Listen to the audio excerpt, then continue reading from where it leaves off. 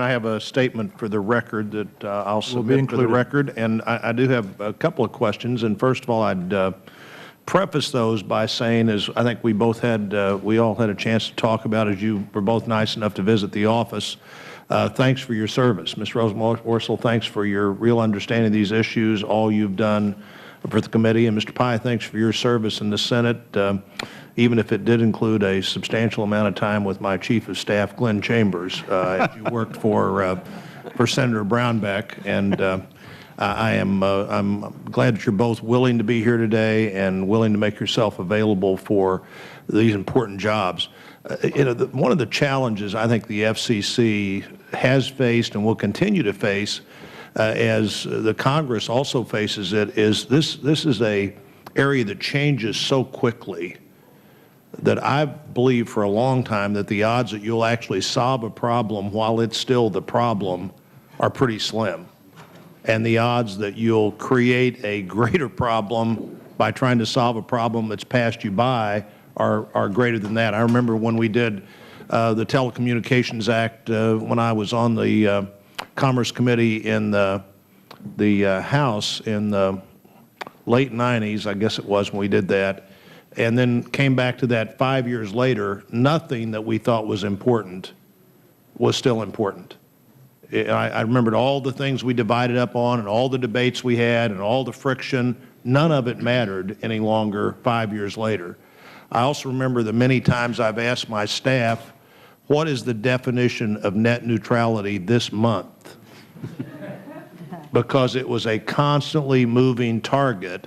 And one of the issues that Senator Hutchinson brought to the floor recently was, let's look at the net neutrality position that the committee has, that the Commission has taken.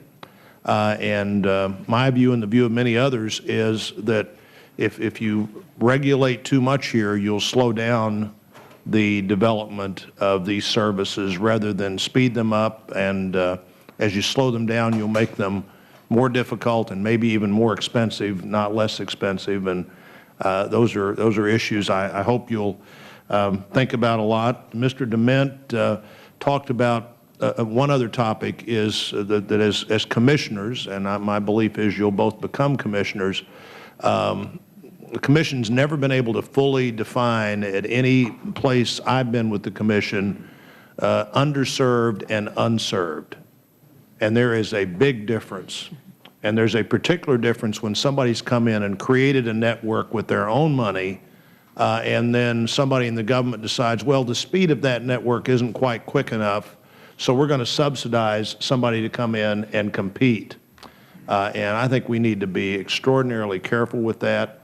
Assuming you both go on the Commission, I suspect one of the first questions I'll ask when we meet again is, what's the difference in unserved and underserved, and what are you doing about it? And I have a much different view of what the Congress should do for unserved areas of the country than I do ill-defined, underserved areas of the country. Now, for two quick questions. One is, I don't want you to comment on the proposed merger that has been out there for a while between AT&T and T-Mobile. But I was concerned when the Commission staff, I guess today, released their view of that merger, even though the merger request had been withdrawn. So I guess my question is, does the Commission speak through the Commission, or does it speak through the staff? And how do you view the actions of the Commission as a commissioner? And you may or may not say anything about the idea that staffers will either be directed to or just decide they're going to, on their own, announce their view of issues that may or may not be before the Commission. Mr. Pai, do you want to start? Thank you, Senator, for that question. Obviously, the Chairman is the manager of the full agency, usually in consultation with other commissioners. And if I were fortunate to be on the Commission and consulted about a question like this, my recommendation to him, as it would be to the staff, would be simply to abide by the Commission's rules, to look at any past precedent, to make sure that whatever the Commission was proposing to do was consistent with those rules and with that practice. And what if there's no Commission action pending? Should the Commission gratuitously put information out there?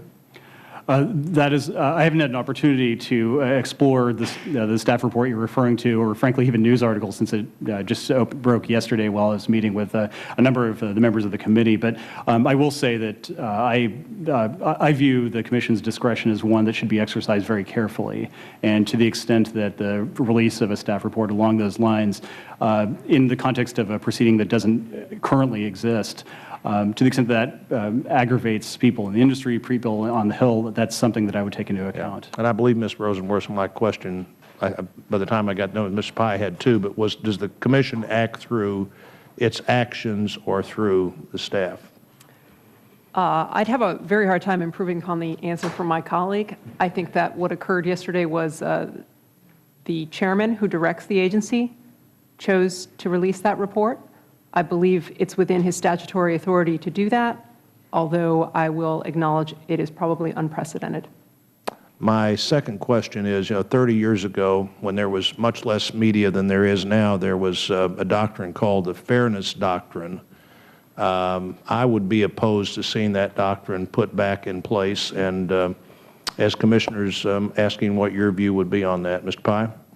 Senator, I would share your view, and I believe Chairman Janikowski does as well. He recently took action to remove that regulation from the books, given that it had somehow stayed on the books for some time. Yeah, Ms. Rosenworcel? I do not support returning the Fairness Doctrine. Thank you. Thank you, Mr. Chairman. Thank you very much, Senator.